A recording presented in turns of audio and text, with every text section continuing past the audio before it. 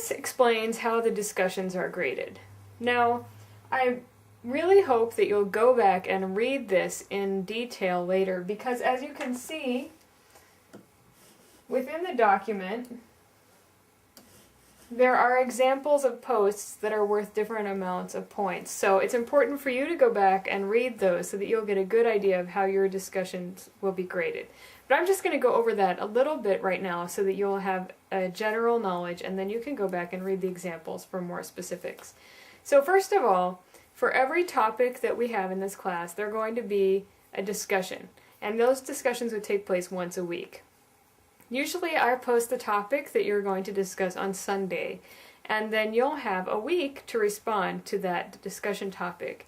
So you need to make sure, first of all, that you post at least once before the due date, because if you don't post at least once by the due date, you won't receive any points, even if you post again and again after the due date.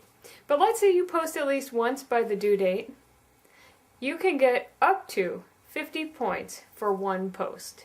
Now within each post, I'll look at how many separate ideas you have, or separate items. So an idea, a question, a further answer to someone else's question, all of those would count as an item.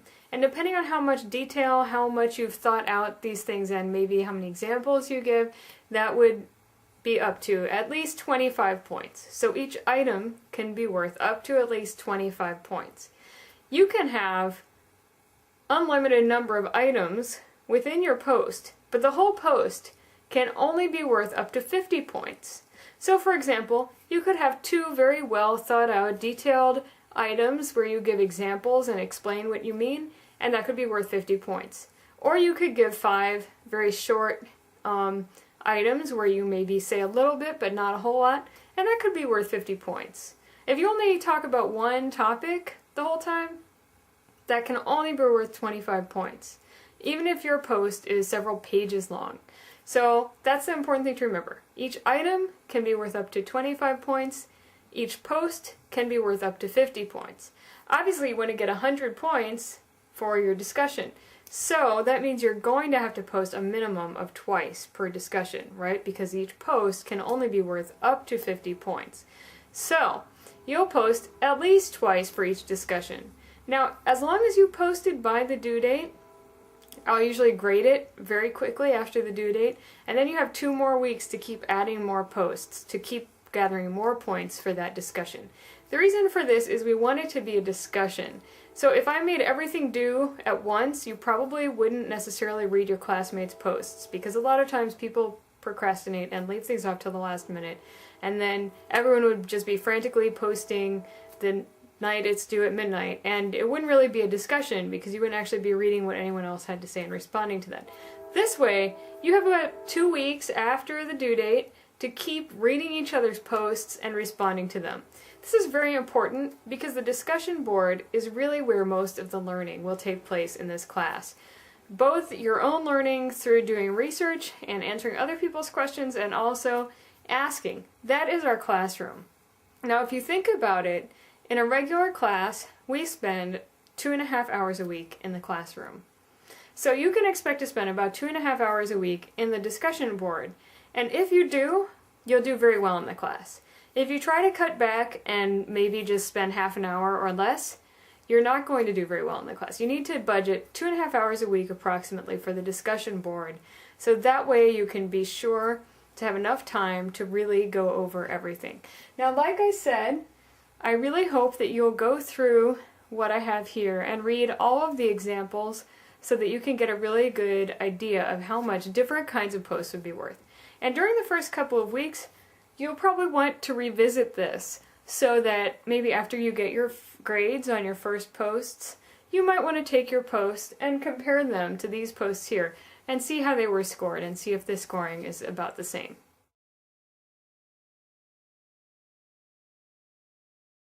I'm so frustrated. I don't understand anything that I'm supposed to be doing in my online class. It doesn't make any sense to me. It seems like there are all these people in my class who know more than I do, and they understand everything already. Well then, why don't you ask some questions? Don't you say that you have a bulletin board for that class where you discuss things? Yeah, but I look really stupid. I mean, everyone else probably already knows all this stuff. I just feel so stupid. But don't you get points on your discussion for asking questions? I know that in my online course, the instructor gives us points for just asking questions. Yeah, that's true. I would get points for that, but I'd still look stupid. I don't think so. Probably a lot of people in your class have the same questions and they're afraid to ask. But listen, if you're worried about that, why don't you go to your professor's office hours and ask her for help? Or send her an email. But I don't want to bother her. I know she's busy. What do you think these professors are supposed to be doing? They're here to teach us. Anyway, they always seem to like it when I go to their office hours. I think it makes their colleagues jealous or something. True. Okay, maybe I'll ask on the bulletin board first, and then if no one answers, I'll visit her during her office hours. How's that? Sounds good. All right, I'll do that then. I just don't understand this. I posted a really good post this week and on the discussion board. Why did I only get 50 points? I answered every one of your questions you asked us. I should get 100. Well, the reason why you only got 50 is you have to post twice per discussion, and each post can't be worth more than 50 points. So if you post a really good post, it'll only be worth 50 points. Even if you post like 10 pages, you have to post twice per discussion at least. Oh. I also posted one last week and I didn't get any points. I thought we had 2 weeks after the due date to make our points, to get our points. Well, you do, but you have to post once before the due date. If you don't post at least once before the due date, you won't get any points, even if you post a lot of times afterward. So if you post once by the due date, and you only get 10 points, then you can keep posting for 2 weeks after that. But if you don't post anything before it's due, then you can't keep posting. Oh, get it. Great.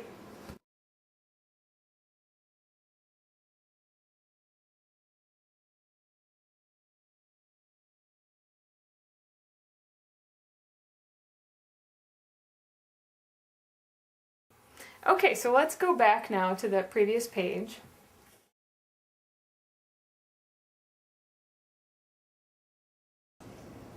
These are just some reminders for you so that as you're working on your class, if you keep these things in mind, you should do pretty well in the class.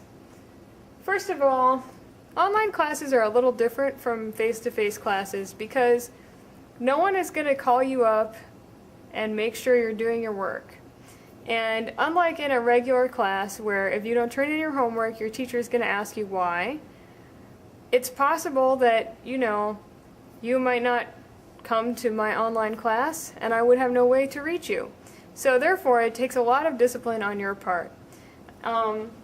Another thing is it requires good time management skills because although you could leave everything off until the day it's due, and you'll notice all the due dates for this course are on Sundays, what you'll find is that it's about 6 to 12 hours of work a week, just like it would be in a regular face-to-face class. And if you leave everything until Sunday, your Sundays are not going to be very fun. So you probably want to make sure you spread it out a little bit during the week so that you don't have to do it all at once.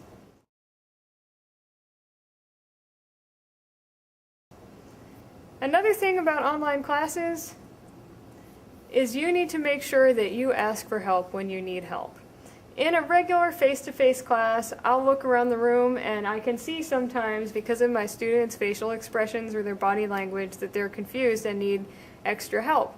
But online I can't see you, and so I don't know if you need help with something. So it's very important that you are willing to ask questions and ask for help. If you don't understand something, you need to speak up and make sure that you ask about it. Another thing is, online classes require a lot more reading and writing than a face-to-face class. So you need to be prepared to do a lot of reading and a lot of writing because there's no talking really. I mean, I'm talking right now, but most of the class is going to consist of you reading things and writing things. So they do require a lot of reading and writing.